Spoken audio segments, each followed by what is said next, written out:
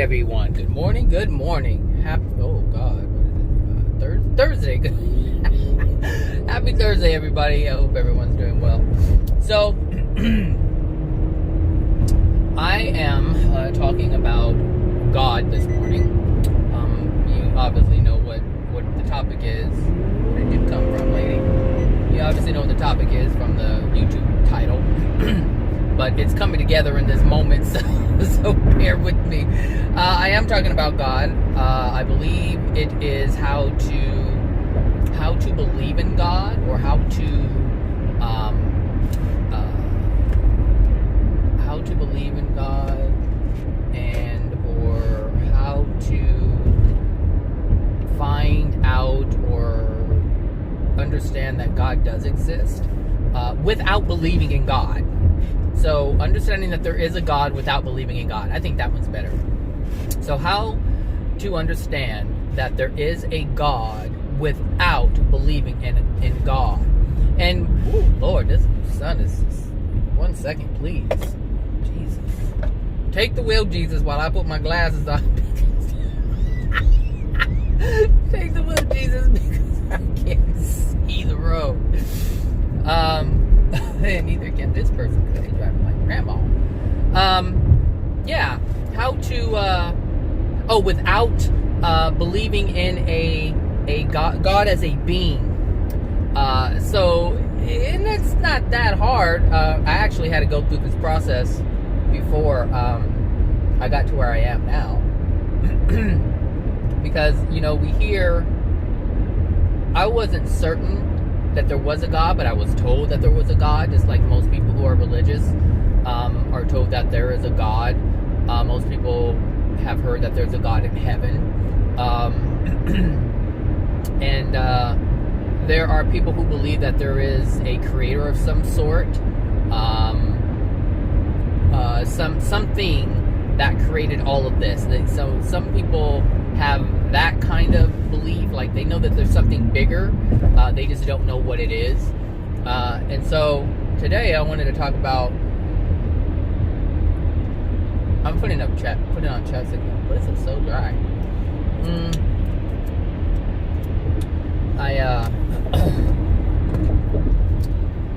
Okay, so yeah, let's get started. This sun is bright. I don't even know if you guys can see anything because it's like so bright.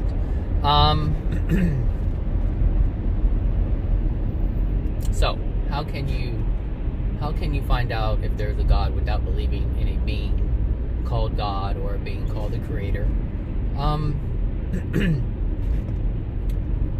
You look at, well, let me say this. You don't have to believe in God, but you have to believe in God, in what God created. And that kind of goes back to what I said just a moment ago about the people who believe that there's something bigger, but they don't know what it is. These people have more of a chance of being in alignment with the Creator and the creative system and the Creator's system, versus someone who is atheist and doesn't believe that there's any God or anything bigger at all. So, and even for these people, even if you're atheist, you can look at the facts, you can look at the universe and find out about, that's what it is, find out about God through all that has been created, through your life experiences, through everything that is present for you, through all the life experiences, all the lessons from your life experiences. Obviously you can't see the future, but you can definitely look at the past. And so you can see all the times when you were in need and people were coming to you, to your aid, and you either rejected it or accepted it. All of these things, that everything in our life shows us that there is a Creator, a loving Creator, because when we are at our darkest moments, there is always someone coming to assist. There is always someone coming to our aid or offering their aid to us. That always happens. It doesn't matter who you are or where you are.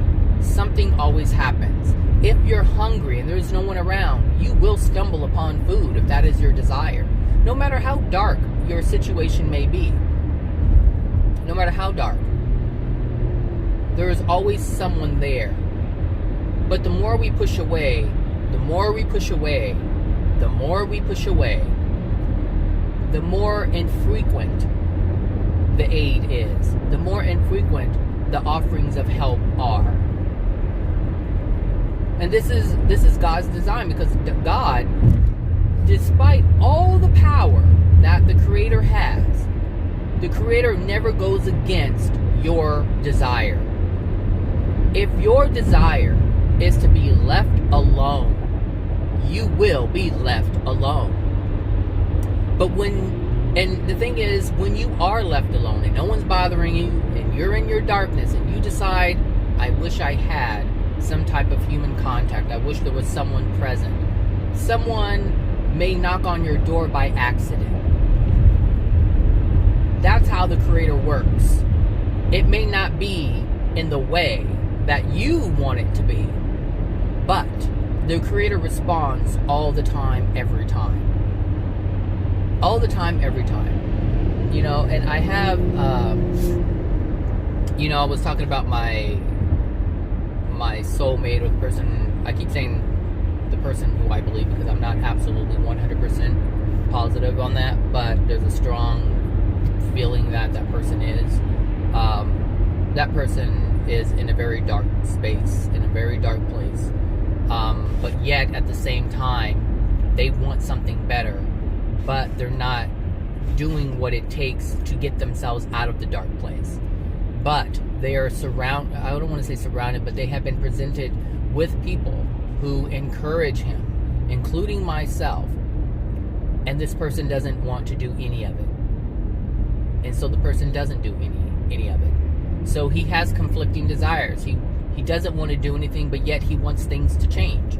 But he's given the opportunity for improvement, but he doesn't take it every time it's handed to him, every time it's delivered. And when you get too deep, and I'm the type of person, I go real deep, I can't help it. I can't talk about bullshit. I can't do the small talk thing. I can't enable you to do nothing and talk about nothing, which allows you to continue doing nothing. That's not who I am. I can never be that version of friend. I can only be a truthful friend. That's all I can be. I will not change on that at all. And so this person, I was like, I need to be real, because I felt I was coming towards, or arriving towards, the end of our communication. Not ever, but I knew that a break was coming, because I couldn't continue to live my life with him in that space. I'm not comfortable or being around him in that space, because I want to move forward. I want to do things with my life for myself, and I can't carry me and carry him at the same time. That I cannot do. I know that is not within me, but aside from that, I know that it's a violation of God's laws. And it was interesting, because yesterday, for the first time, this person has gotten kind of sarcastic and dismissive in the past, but I've overlooked it. And I think because I'm so fond of this person, I didn't see what was really happening. But yesterday, as I was talking to this person, and I broke this person, I don't want to say I broke them down, but I broke it down to them about themselves. And they said, I don't like being psychoanalyzed. And so I didn't feel I was psychoanalyzing. I was showing him what he was not willing to see in himself, that was preventing him from moving forward and keeping him in that dark space. And so he was like, are you done? Do you feel better now? And so I'm like, here this man is saying, I want to do better. I want a different life. I want a better life. I want to be able to, support myself. But at the same time, he doesn't want to acknowledge all the things that are disallowing all of those things from happening. And at that point, he said, after he said, I don't want to hear anybody psychoanalyzing me. And at that moment, I stopped. I just stopped. And I said, okay, well, you have a good evening. And that was it. I didn't even say I'll talk to you later. I just said, well, you have a good evening, because that's where that person in that moment clearly let me know what he did not want, and I was giving something he did not want, and I have to respect that. And so it's interesting to me how it became so clear yesterday, but over the years it wasn't so clear. And so this is, it all ties into God, but I had to look at the truths. I had to look at the truths of the universe. What is it? What are the truths of the laws that are present? And it's, I was supported in this yesterday after this conversation. I didn't even realize it. I usually don't watch TV late like that, but I think it was like 8 or 9 or something, 8 o'clock. And I had DVR'd this series called For Life. And this, guy's in prison. He says he was wrongfully, put in prison and all that, but he became a lawyer while incarcerated. While in prison, he passed his bar and he became a lawyer. So he and what he does is he takes cases for the people in prison. So he represents them. So there was he had a case and he lost, and he said, I missed something, because there was something he wasn't clear about. He didn't know how to move forward. So what he did was he grabbed a law book that he had in his cell and he opened it. So he went back to law to find out how to move forward. And so that's what I did. I had to look at God's law and find out how to move forward. Now, in that moment, after my friend, or my soul, I just call my friend from this point forward, but after my friend said what he said, I said to myself, I don't deserve this. This is not what I don't deserve this treatment from him or anybody else. And if I know I don't deserve it from anybody else, why would I accept it from him? Just regardless of who he is, why would I accept that? So I went back to law and I was like, okay, I don't accept it. God has created me to live a life where I'm not abused. And if I'm aware enough, conscious enough to understand when it's being done, I can remove myself from the abuse. This is no different than a woman being beaten by her husband, or torn down by her husband, or prevented by her husband, or a man being prevented by his wife or girlfriend or anybody else.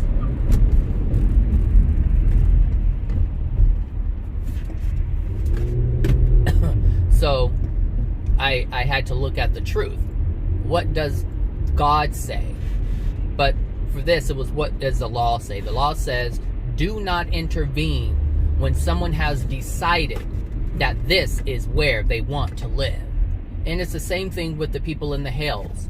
Do not for the people who are in the hells, the celestial beings understand clearly, without a doubt, do not interfere when they do not want to be bothered. When they want to live the way they live, do not interfere, regardless of what you want for them.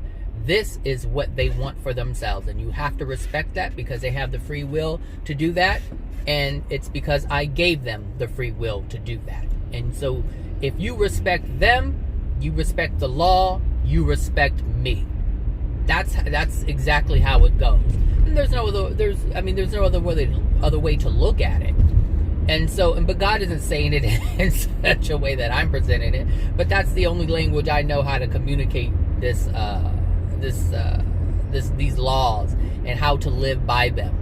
And the thing is, if you do violate my law, if you do violate the rule, if you do violate their free will, the gift that I gave them, you have to answer to me. And it's not to me, I'm going to punish you. You answer to me via the laws that I have put in place that are responding to you violating the laws that I put in place, which are violating me. That's why it's like, you violate a soul, you violate God. Because there's rules in place. So if someone says, hey, it's like, what is this, Mama Bear and Papa Bear? If you do something to my son, you have to answer to me. And that's the way it is. The only difference is we're not put in a position to impose any penalty upon anyone. Even though most people on the planet feel that they have the right to do that, that's fine. But only the Creator has that power, and it's done via the laws that are put in place. The laws are already designed to respond to each and every soul for every single thing that we do.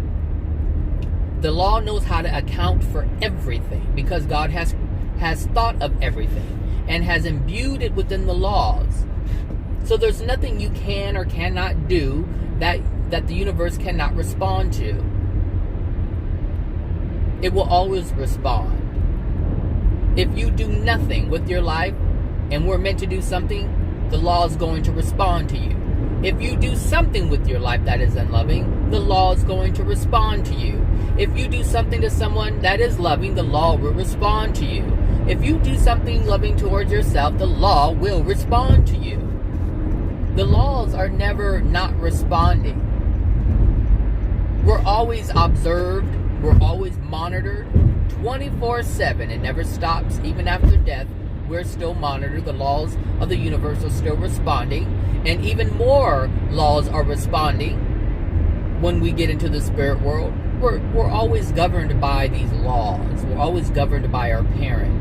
And you don't have to believe in God in order for that to happen. It's happening anyway. Regardless if you are aware of it or not. So, if you want to get to know God, learn the laws. Learn the laws that have been put in place. Because that is going to be the end for you. That is going to be the window you crawl into in order to see the truth of what is. Some people aren't ready to walk through the front door and just accept that God exists. Some people have to sneak around to the back and look in and kind of take a peek. Well, take a peek utilizing or monitoring your experiences and the experiences of others. You can learn from people directly or you can learn from people indirectly. I prefer learning from people indirectly rather than directly, because when you learn directly, guess what? You're affected by the pain and the suffering. You don't want to be affected by that. You want to learn by other people's doings. Let them be the example for you to learn. If you see someone in a relationship and they're doing something and they're suffering consequences, understand that's what you should not be doing. So if someone is cheating and they're hiding and you see the stress of hiding, don't cheat. If someone is lying and you see the stress of them covering up and covering up the lie and supporting the lie and bobbing and dodging, then don't lie. It's very simple. If you see someone who is acting recklessly and they've come to near death, don't do it. Don't act reckless. That's what I'm saying. Learn from people around you. If you see that someone is depressed and it's because they're not doing something with their life, then do something with your life. Don't sit there and do what they do, or else you're going to suffer the same consequences. So just look at the laws that are being applied to other people, because they are being applied to other people. And the thing is, you have more of a chance of improving by looking at everybody's life. And the thing is, like, with all this content that we have now, we have YouTube, we have all these other social media platforms, Instagram, Facebook, Snapchat, and there's some other things. TikTok is a new one. We have all of these media outlets, social media outlets, including regular media, that are showing us what it looks like when the laws are applied. And we may not know, like I said in the other video, we may not, despite the labels we put on it, or the labels that we haven't even put on something, look at what's happening. Look at the process. The process is a law in effect. All these laws are in effect at the same time, and they're pressed upon different people, but the people who are requiring that law to be engaged. This is all God at work. But you don't have to believe in the being God. All you have to do is look at the effects. cause and effect. Look at what they're doing. I posted something on Facebook this morning, and hold on, let me get some water.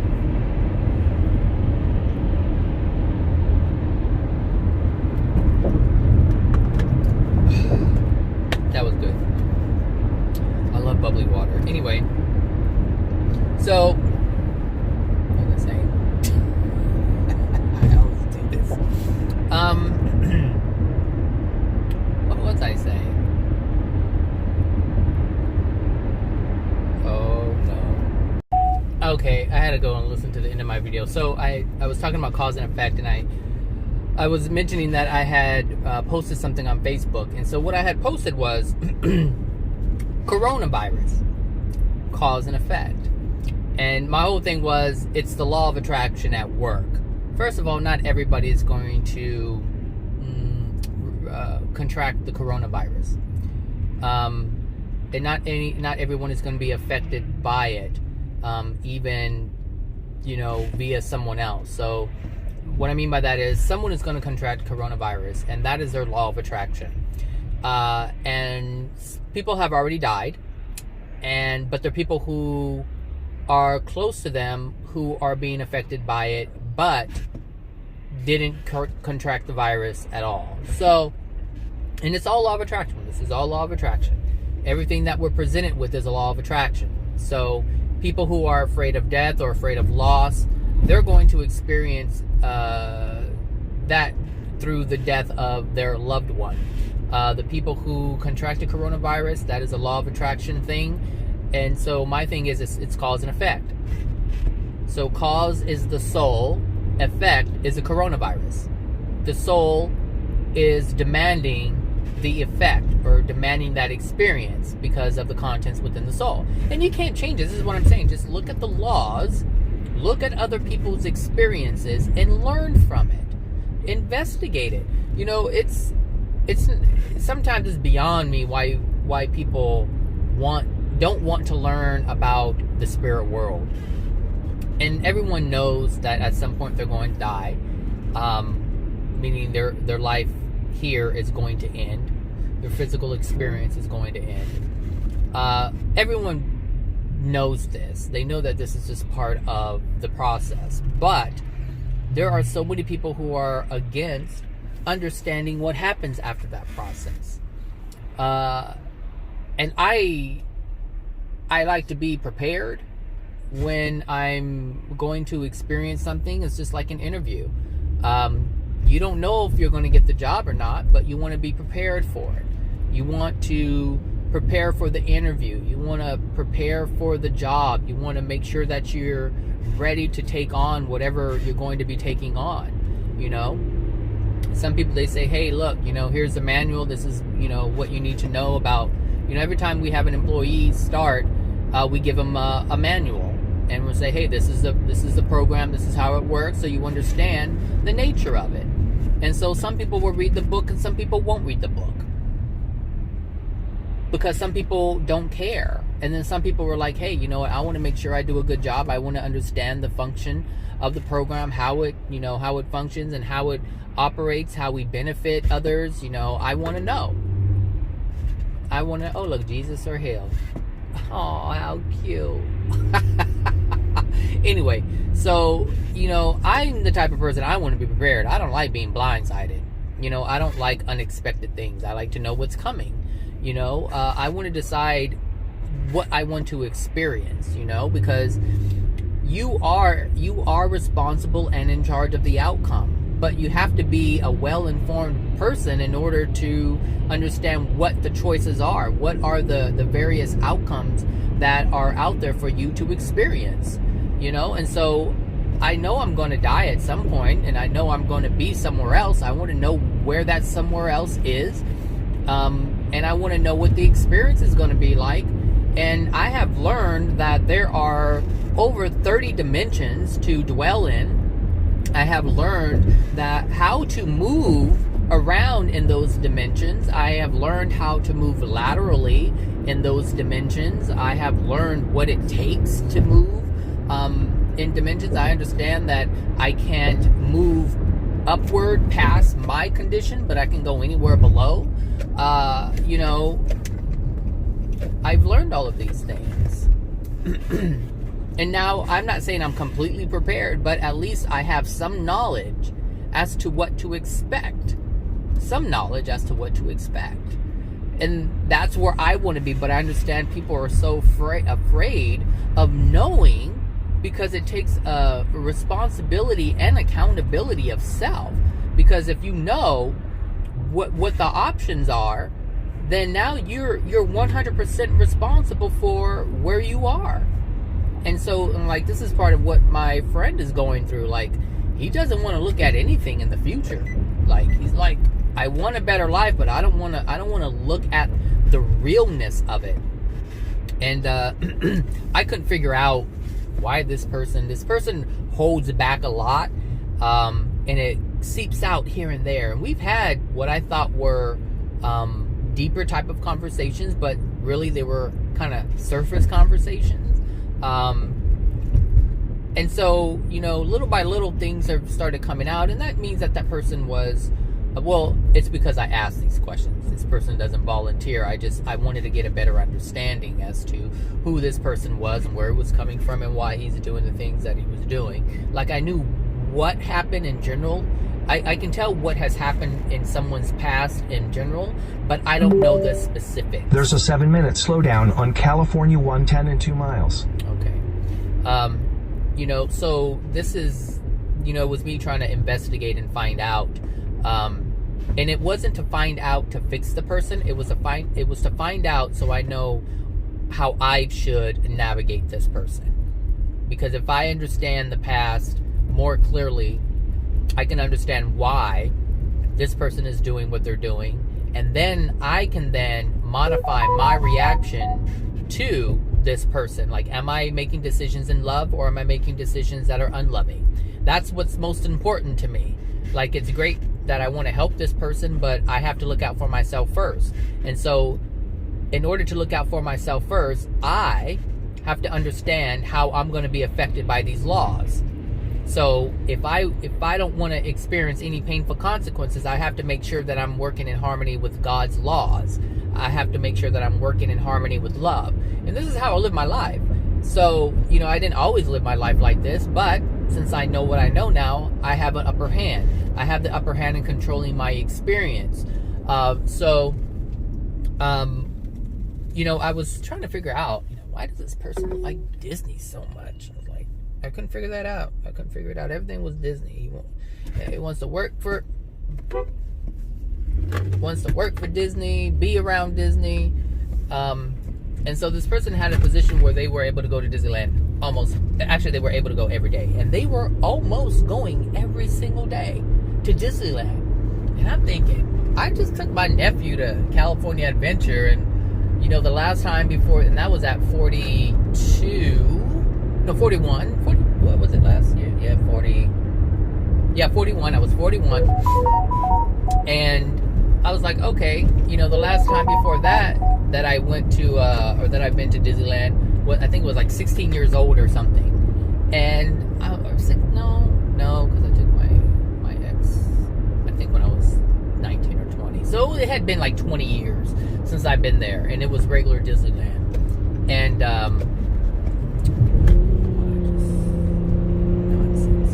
so, YouTube. So then I was like, why does this person like Disneyland so much? Like, I couldn't understand it. So,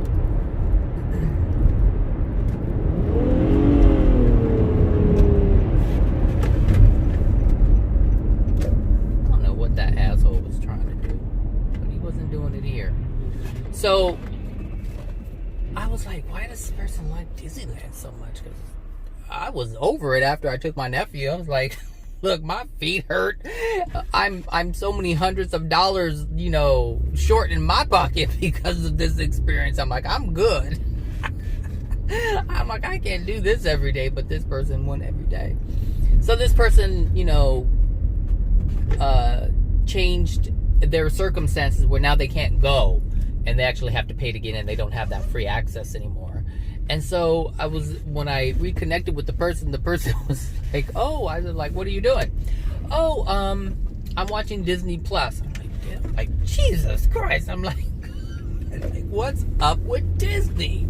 I really want to know what's up with Disney, you know, because it's so prominent and prevalent in this man's life. And I was like, okay, you know, because I see Disney as being this fantasy land place where people go to deny themselves, you know, to live in denial, because it's not real. You know, I can see you go there to have fun, to, you know, escape reality for a while, because, you know, life can be, you know, kind of stressful at times. So that's where you go to kind of just, you know, let go and live in fantasy, you know, live in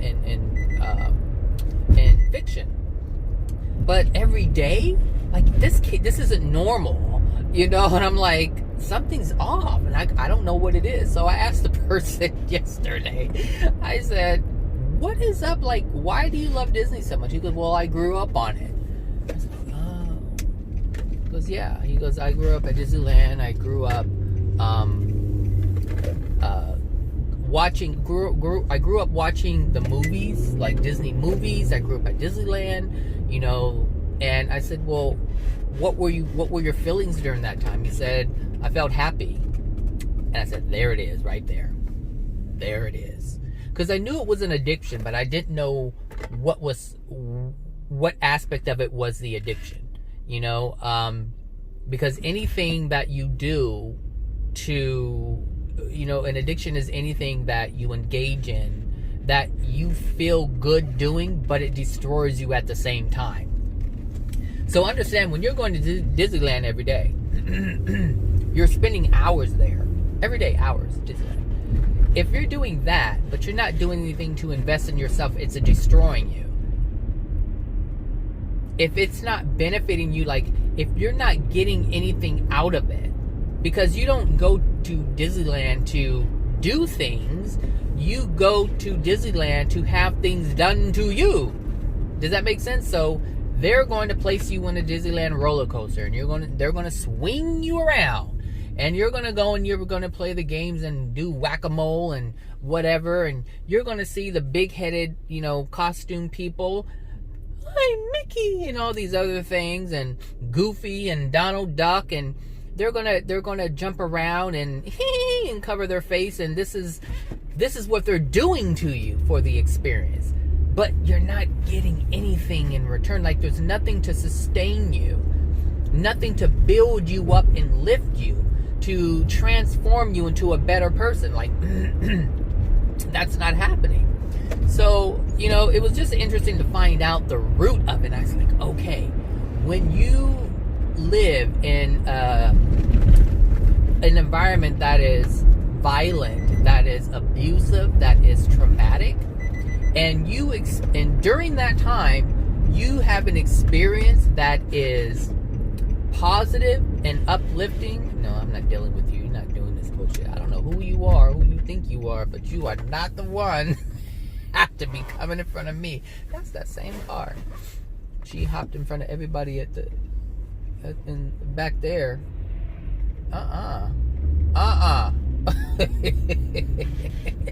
And look, and without racing, she's still behind me. Whatever. So, you know, it's like, it was good for me to understand. It was good for me to find out, you know, because it helped me come to the conclusion that I came to last night, which is leave this person alone. This person was supposed to come out this weekend and spend time out here with me, and I thought it would be a good thing, but I clearly understood that is a complete mistake. Number one, this person doesn't have any money. They don't have any means of any sorts in this moment. And so I was going to have to pay for the train ticket out here, because the person doesn't live here in Los Angeles. So I would have had to pay for that person to come here. I would have had to pay for any and everything that we do, whether it's going out to dinner or anything or something like that. And I would have had to take off work all weekend. Like, this is what I was willing to do for this person to come out here. And it was okay for me to do it because it was something that I wanted. Like, I wanted to spend time with this person, because I was like, okay, if this person comes out here, maybe we can have, a good conversation. Maybe figure out some things, that he can do to move forward in his life, But after yesterday's conversation, I understood that was not the smart thing to do. That path of bringing that person down here and because this is why I decided that. And it wasn't because this person, I was mad at this person or anything like that, for being sarcastic and dismissive. I was looking at what I was doing. I was looking at this person who has decided to not do anything with their life, to be and live in a place where they're not unhappy with. This person has decided this. And this person is looking for someone to provide a pleasurable experience, but they don't have to put any effort in doing it or in that experience. They don't have to partake in making that experience possible. And so that means I would be doing all the work. I would be doing everything in order for this person to have an experience. And I know that this person's soul condition is not in a place where they're able to, where the law of attraction would allow that to happen. So that means I would be taking an action that is outside of harmony with God's laws. The laws that are already imposing his current state, I would be violating those laws. I would be interrupting those laws. Therefore, I would be violating God. I would be interfering with God's message and lessons to this person. And when I understood that, I was like, I can't do that. I can't do that.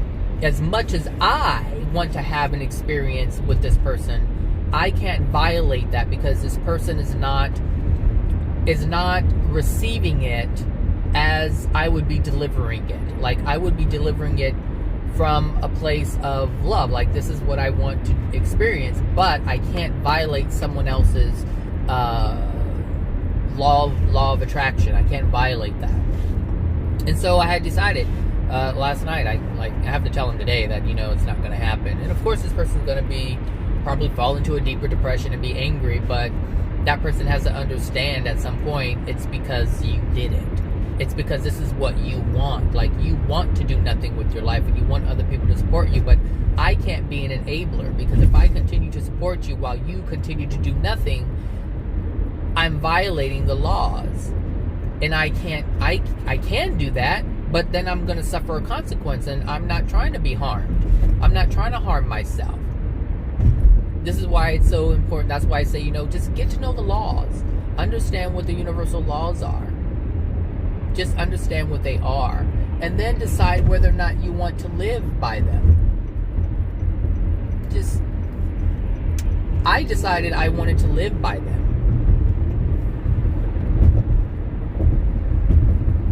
So that's why I'm living by them. And that's why the decision that I made was based on the universal laws. It's like that man in the movie. He went to the law book.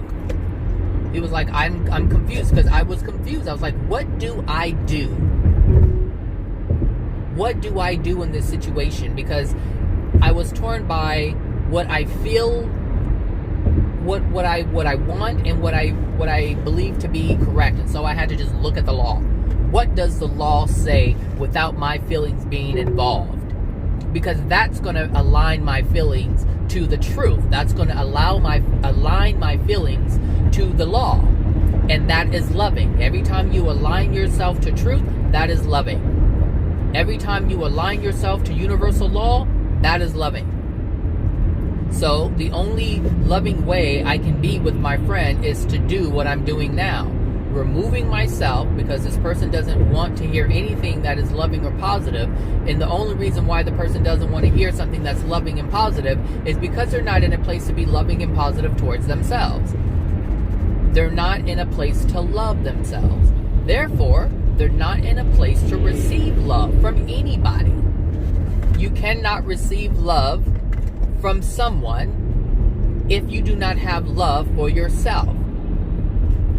the only time people will say, well, and the only time it will look as if it's happening that way is if you're doing what the person wants you to do.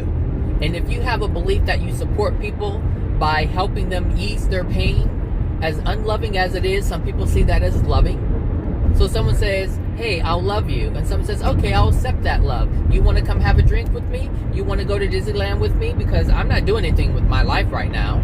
So let's go have fun, because that's all I want to do is have fun. I don't want to focus on anything that has to do with being accountable or being responsible. That's not what I'm interested in. And that's what happens, and you can make that determination for yourself, and you can go along with them, so they'll like you. But I'm not here for someone to like me.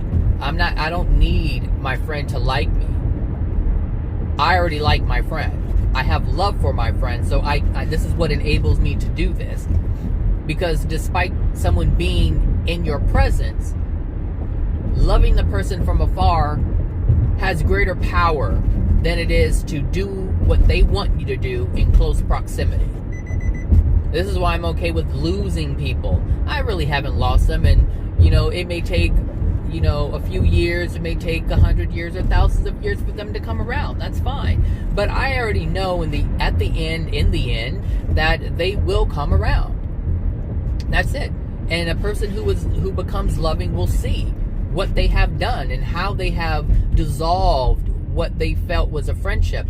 I can't dissolve a friendship. If you have love for someone, that friendship is always there. There are people who have done me wrong, and I have love for them still, but that doesn't mean I want to be in their presence in their current degraded state. I still love them. I don't hate them. All those who have done me wrong, even from school, it doesn't matter. I don't hate them. I can't hate them. It's not even in me. I can't explain that part. I understand. And it's not just, I can't hate them or else I'm going to be penalized. I don't want to hate them. And most people are like this. This is why they keep going to, they continue to be abused, because they don't have hate. They hate the situation that they're in, but they don't want to hate the person. And I get that too. I really do. I get it. I understand. You're angry that you're in pain, but you don't want to hate the person. And this is what allows the people to continually go back to that person, to continually be abused by that person, by that individual or group of people, because you don't want to hate them. You may hate the pain, but you have to understand that you have to love yourself in a way that's different than how you're currently loving yourself. Or I should say, you have to learn how to love yourself, because currently you're not loving yourself, but you don't understand that. That's why I say it's important to understand the laws. The law of love, what does that mean? How does that look in various situations? Because it's going to look different. Like what I'm doing with my friend, or how I'm responding to my friend, is loving. But for some, it doesn't look like it's loving. It looks like I'm abandoning that person. But I'm not abandoning that person. I'm respecting what they want. They have decided to abandon themselves, which is why they're not willing or able to work toward themselves in a positive direction and improve their condition, their experience. They're not willing to improve their condition. Therefore, they can't improve their experience. And so that person is looking to me, who is in a better condition, who is in a better place to create a better experience, because I have the means to do so. That person is looking for my brightness, my love, my wealth, whatever that may be. And they can't benefit from that because they haven't generated it for themselves. It's one thing to give a gift, but you have to understand you can't give a gift that is going to allow them to continue to be blind to their situation, to their soul condition. You cannot do that because you're not being loving in doing that. So therefore, giving a gift isn't in love when it sustains their degradation. This is why I had to pull back. This is why I can't move forward with this person in the way that this person wants me to move forward and in the way that I want to move forward, because it's a violation of the law. It's a violation of God's relationship with that soul, which is still, if this person is my soulmate, my soul. So I have to respect my soul while at the same time respecting God. I have to respect both. Respect for myself, and respect for God. By following these laws, by abiding by the laws. I don't like the word obey because it suggests slave and master, but I like the word abide because it's a choice.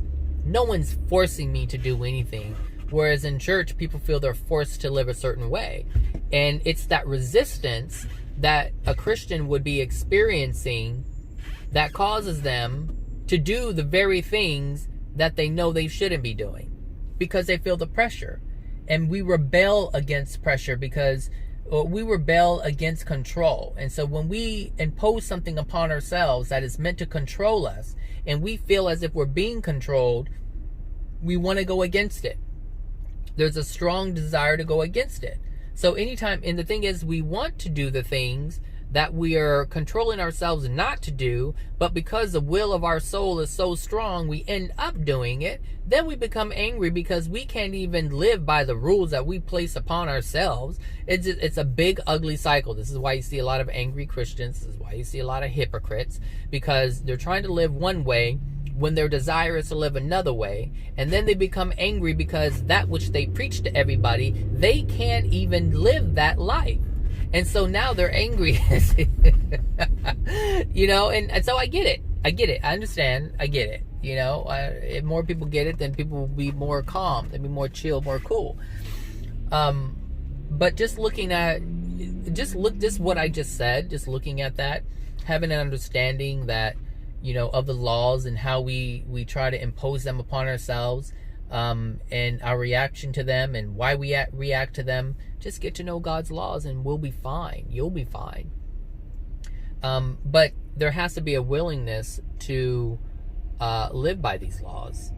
Like, you really have to desire to live by these laws. And the reason why it's so difficult for Christians, I'll just pick on Christians today, but or pick Christians to talk about today.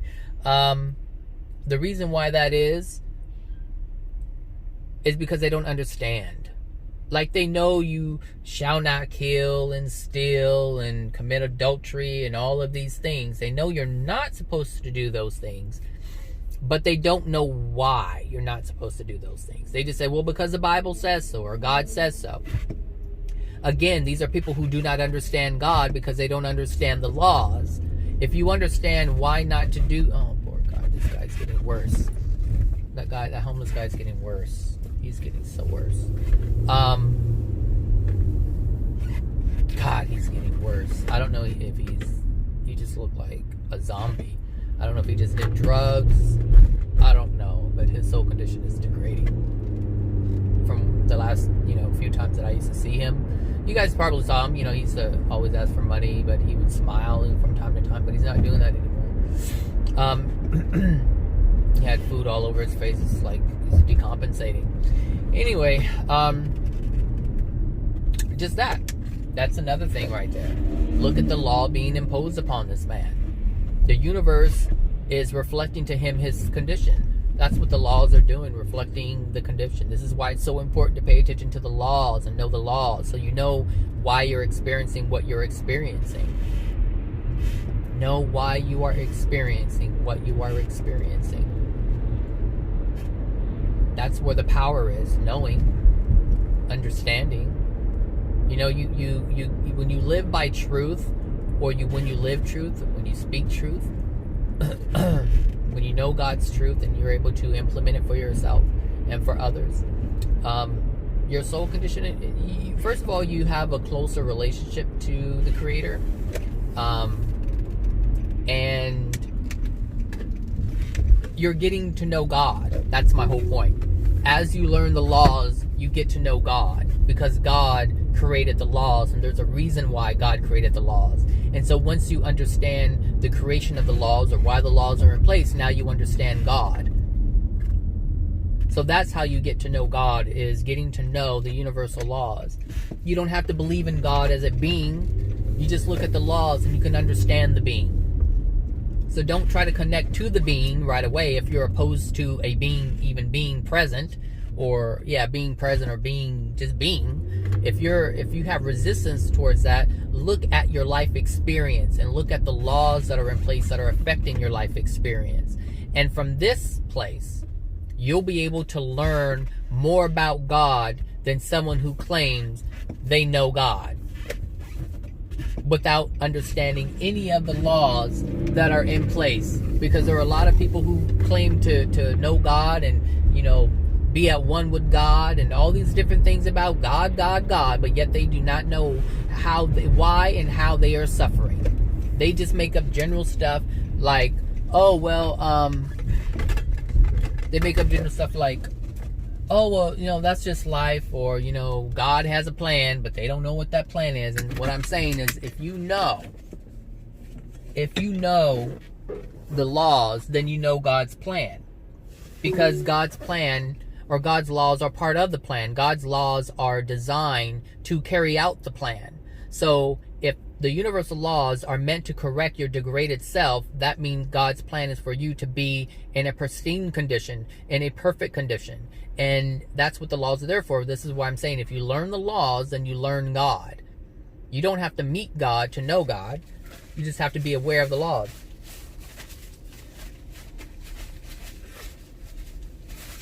So, that's it. That's all I have to say about that. So, you guys have a wonderful Thursday, and I will talk to you guys later. All right, bye now.